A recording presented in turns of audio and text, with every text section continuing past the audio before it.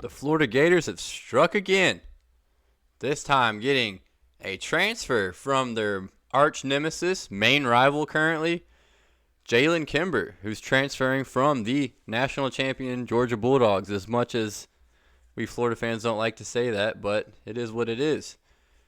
But this is another victory over the Georgia Bulldogs for Billy Napier in Florida. That makes, I think, three already in a very short time span. So things are looking bright, everyone, and this is a really big one. And we'll see where he rates on our Gator Raider big board here in a little bit after we watch his senior season high school highlight tapes. And he's going to be pretty high. I'm going to go ahead and let everybody know. As we can see, Kimber back in high school was number 105 in the nation according to the 247 composite. 122 according to On3. They have different formulas, but pretty similar lengths. Number 9 in the nation according to 247. Number 10 in the nation according to On3. And if you look down there on the bottom of his 247 profile, you can see that 247 actually rated him 71st in the nation. So if you like 247 ratings better, this is even that much more of a get in terms of talent. So this is another big victory over Georgia. Despite coming off a national championship, this kid was only in the class of 2020. He was a redshirt freshman, projected to start come the spring game for Georgia. He was their starting cornerback during their spring game. He suffered a shoulder injury. I believe that hampered him throughout the summer or preseason. When he came back, they said he wasn't quite the same player, so he was still kind of in the second string, third string, whatever. And ultimately, it led to shoulder surgery early on in the year, which put him out for the season. And that led to one thing, and as if you paid attention to Georgia's recruiting class, they have a ridiculous amount of high-rated cornerbacks in their class. And that likely pushed Kimber over the edge and made him decide he wanted to go somewhere where he felt comfortable and he knew he could start at a high level. And that was Florida. And that's not meant as a slight to Florida. Georgia just happens to have a lot of talented kids coming in. Kimber very well could have started. This could be 100% his decision. I know the UGA fan base wasn't very happy about him transferring. They thought he was probably going to start next year. As you can see on their returning roster, they're missing a lot of cornerbacks. They're going to have to depend on some of those freshmen coming in or the transfer portal, one of the two. But this is huge, especially also given the fact that cornerback is Florida's strongest need, I would say. We'll see that on the Gator Raider big board as well. This is just overall just another massive get for Billy Napier and Corey Raymond, the DB coach. Big victory, and we'll watch his highlight tape right now and then go over his commitment and impact on the roster down the line. Now, this is a cornerback highlight tape, so you have to really pay attention to detail here. It's not going to be like on offense where you can obviously tell when they're doing great things. There you saw his little quick hips to flip it out and stuck to his receiver like glue and stuck his hand out and broke up the pass. That was a good play. And you'll see that a lot in this highlight tape. He has extremely fluid hips. Sound technique. There he comes off of his read, reads the quarterback, makes the pick. Now this guy is very, very savvy. He understands the game very well. He's from Texas, which I didn't say at the beginning. There's a good read, good tackle. From Texas. I'm not sure the division. I didn't look it up prior, but they're some of the best coach players out there, obviously. That one was just overthrown, but, players make plays, and he caught it. He was ready for it. As we know, our DBs we've had here recently probably would have let it sail right over their head, not even seen it. We've just not been able to get turnovers. And I think this guy brings that potential. There he shows great hips again. That was tough route on a slant that close to the goal. And you don't know which way he's going to go. You got to pretend the back shoulder throw, and the kid cut inside and did a slant, and he hung right with him. There's just a jump ball. It's not going to work against him at that level. Once again, players make plays. He made the catch. Another interception. Here you see him sitting back 10 yards deep like Granson loved to do. That probably would have been a catch at the next level. So not the greatest of highlight there, but he came in and broke the pass up either way. Here you're going to see him read and react. The quarterback would have waited. He probably could have thrown it to the other guy, but Kimber reacted quickly and made the play. Now here's another thing I like about him. He's physical. There's a big hit, sheds his blocks well, which we really need. I think this is the type of kid that's going to fit this scheme very well. I have no clue why this team is lining this kid up 10 yards away, whatever they're doing. I know it looks like they're running a cover 4, but that makes no sense. He needs to be all up on people, and that's what I was about to say. Good play, cut in there and broke it up. But I was about to say he's a guy that you want to get all over the receiver at the next level. You want him to jam the receiver. You want him to make him work because of his ability to move his feet and flip his hips. He might have got beat on that one if not for the pass rush. But he showed pretty solid closing speed there to get back in. There you see him coming up, making the read right away. The quarterback tries an ugly spin move and gets tackled. It's just not going to work against this kid coming up against this level of competition. He is way too talented. He's got a nice stance. Good footwork. Stuck to the kid like glue. That was extremely impressive hip movement right there. His ability to flip his hips from right to left. He does that a lot initially. Right there, he was quickly to read. He reads the receiver's body really quick. Now, I don't know if that means he's going to be prone to getting beat by deceptive receivers who know how to shift their, use their bodies to make it seem like they're going to go one way and really go another, like Jerry Jeudy or Devontae Smith or those types of receivers. But everybody struggles with those receivers, so that's being a little nitpicky. Okay, there he is, just playing deep safety, whatever he was playing there, breaking up another pass. And this is a cornerback highlight tape, so we won't watch too much more just to not make this video too long. But as you can see, he's got good speed. Again, very well coached already. He understands how to play the position. He knows how to try to read and react to what a receiver is doing, which is extremely important, which are, instincts. And if there's a position other than quarterback that needs to have instincts, that is probably cornerback. Arguably the hardest position to play in the game other than quarterback. I mean, some will argue it's harder, but I don't see quarterback is so difficult. I don't think most people understand that. Cornerback is difficult as well, though. There's a good tackle. And we'll watch one more highlight. See how he does. I don't think there's very long left anyways. We're almost through it. All right, there he goes. I'm now probably about to show off some speed here. Yep.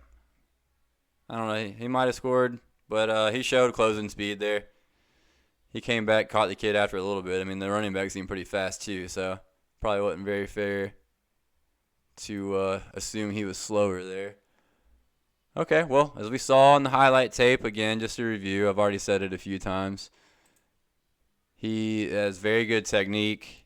He's a big physical cornerback at 6 foot. I don't know how much he actually weighs now. This says 170. I'm sure he's closer to 180 or 190 at this point, especially seeing this will be his third year in college coming up. So that's big. We like our cornerbacks big nowadays, and 6 foot's kind of the ideal target range, kind of at a minimum. Perfect size, I would say.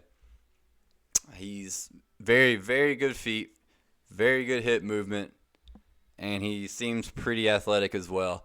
I mean, this kid was projected to start for the eventual national champions as a redshirt freshman. So that just lets you know that he has some talent, even though that was one of their weaker positions, I believe. Either way, he's projected to start. So that was pretty telling, I believe. And the fact that the Georgia fan base seemed pretty upset that he decided to leave is another telling factor as well. This is a big get for Florida, without a doubt. And we'll also see why there's a big get right here. Looking at our Gator Raider, we can look over here and see cornerback, even with his decision to come to Florida, is still, wide receiver is actually worse. But on our projected score in 2022, we're at a negative 2.71 at cornerback, and that is almost as bad as it gets. If you just ignore wide receiver, that is as bad as it gets. But wide receiver is as bad as it gets, and we'll talk about that, I'm sure, later on with whoever we target there. But right now we're focusing on cornerback.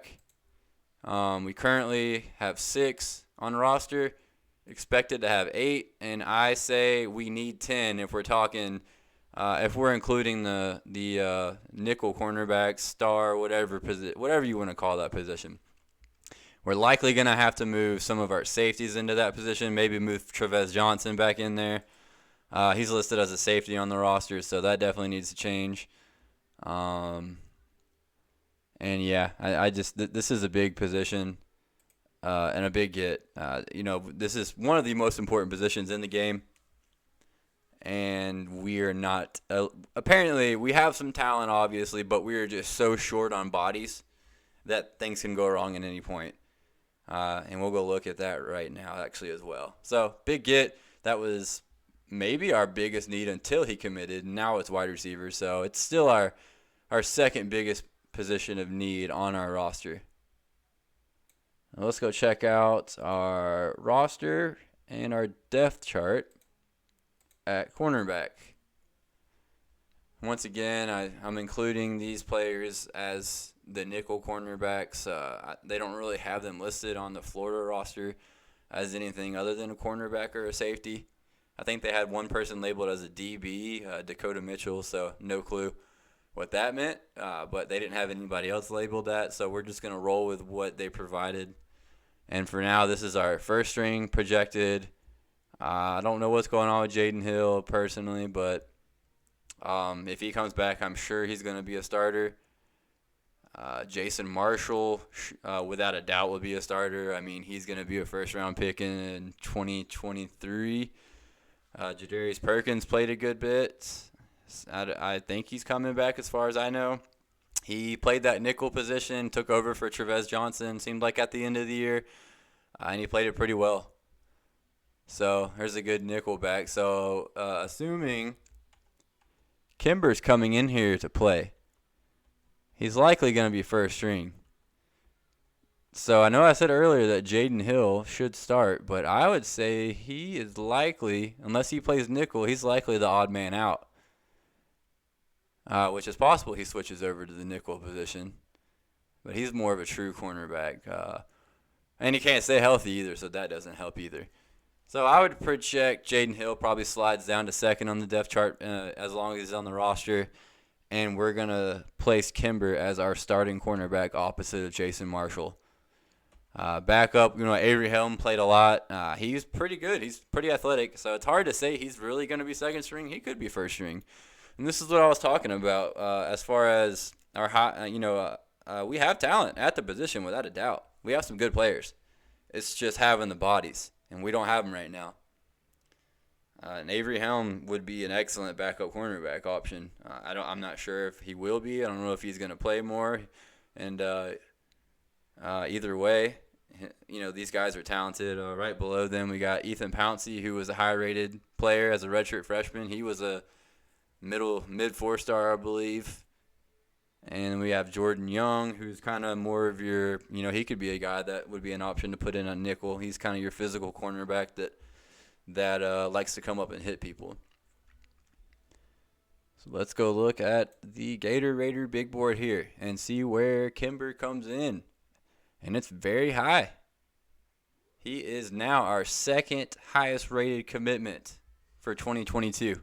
Jumping Shamar James, jumping Chris McClellan, Devin Moore, Montrell Johnson, all those guys.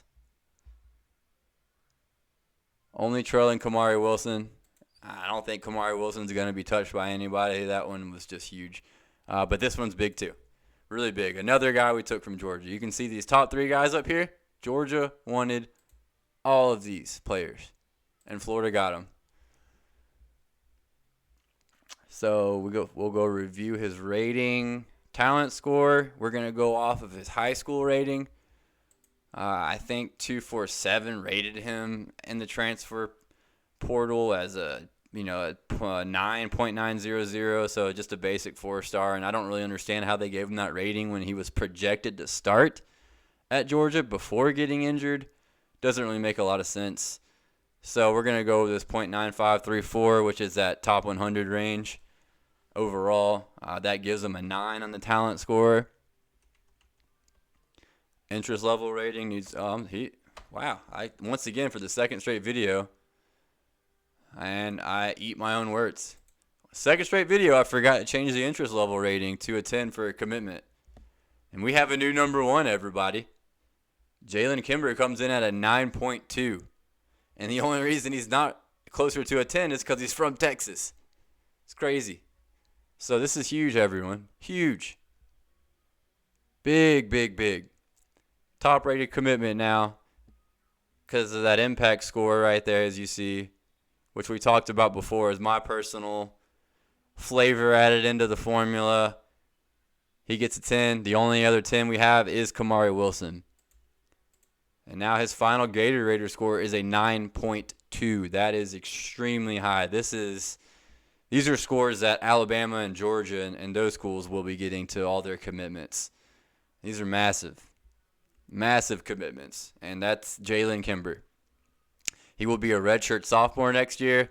I project him to start alongside Jason Marshall and just provide a much-needed boost to the defense. And just another big win, again, for Napier. And Corey Raymond had the most to do with it, I believe. I think this kid liked Corey Raymond a lot, and Raymond came in there and got one of his guys. And y'all get ready. It's going to be a lot of that. 2023, it's going to be some high-rated kids coming in. And Corey Raymond will play a big part in that. That'll do it for this episode of Jalen Kimber and his decision to transfer to the University of Florida from UGA. Again, our new highest-rated commitment.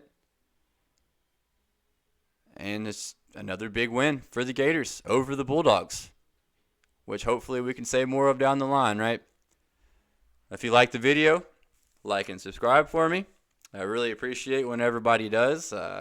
I've been really enjoying the views I've been getting, and now that I know that I have some consistent following here, I'm going to try and make my videos a little nicer, a little less rushed, and hopefully it'll make it more pleasurable for everybody who likes to tune into these.